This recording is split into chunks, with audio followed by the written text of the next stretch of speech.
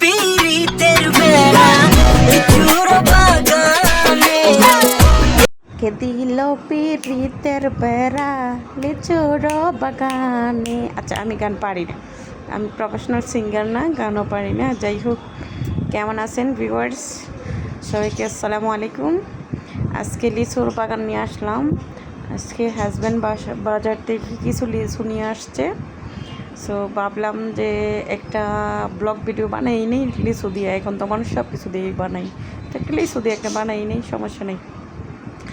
তো লিচু দেই কথা সেই কাজ, কিছু বের করে নিলাম। এখন একটা টেস্ট করে দেখব কেমন হবে টেস্টটা, মানে স্বাদটা কেমন। আপনাদের বলতে হবে না, আপনাদের তো বলতে হবে স্বাদটা কেমন।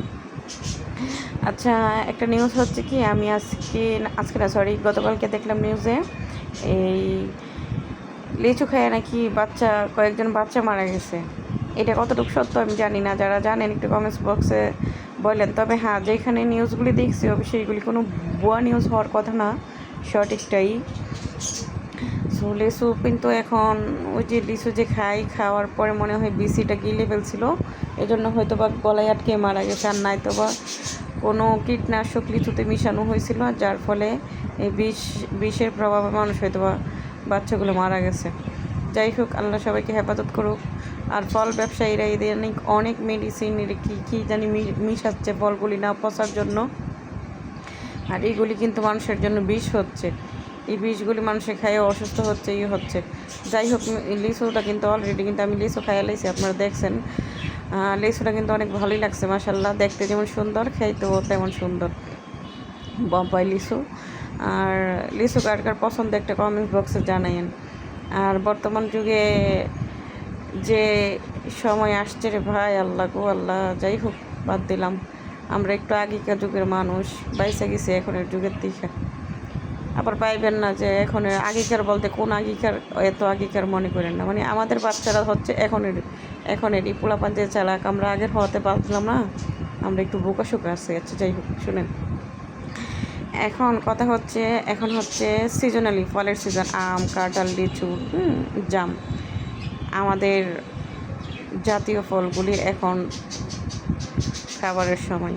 সবাই বেশি বেশি দেশি ফলগুলি খাবেন, কারণ এই ফলগুলি সবসময় থাকে না, আর থাকলেও বা মেডিসিন থাকে, তেমন একটা স্বাদ পাওয়া যায় না, বা স্বাদ পাইলেও ওইটার মধ্যে সমস্যা থাকে আর কি, মেডিসিন থাকে, ফরমালিন থাকে, সমস্যা হতে পারে। সেই জন্য এখন সিজনালি যেহেতু এখন সমস্যাটা তেমন হবে না, এখন বেশি বেশি ফল খাবেন, এখন বেশি বেশি খাবেন, সমস্যা নেই। কিন্তু সারা বছর না খাইলেও সমস্যা নেই, এখন বেশি বেশি খাইয়ে নেবেন। আমার ঘরে আবার একটু ফলটা বেশি আনা হয়, কারণ আমার বাচ্চারা ফল পছন্দ করে, আর আমার হাজব্যান্ড ফল আনতে অনেক পছন্দ করে। উনি তেমন একটা খায় না, কিন্তু প্রচুর ফল করে আনি, বুঝছেন। যে কয়েকদিন হইলো লিচু বের হয়েছে, এর ভিতরে 4-5 বার নিয়ে আসছে লিচু। আম নিয়ে আসছে কয়েকবার, কাঁঠালও নিয়ে আসছে, সবই নিয়ে আসছে, কিন্তু এখনও ভালো করে লাগে নাই। লিচুটা হয়তো একটু হয়েছে, কিন্তু অন্য ফলগুলি ভালো করে এখনও হয়নি, কিন্তু এর ভিতরে নিয়ে আসছে। আমার হাজব্যান্ড আবার ফল টল অনেক পছন্দ করে, উনি ফল বাজারে আসলেই প্রথমেই নিয়ে আসে, এমন একজন মানুষ। যাক আলহামদুলিল্লাহ, স্বামীর প্রশংসা করলে আবার অনেকেই হিংসা করতে পারে, বাদ দিলাম, স্বামীর বেশি প্রশংসা করতে নাই, গুণাগুণ করলে সমস্যা। এই যে দেখুন লিচুটা কত সুন্দর, আমার ছেলে অবশ্যই বাসায় নাই, বাসায় থাকলে অনেক মজা করে খাইতো।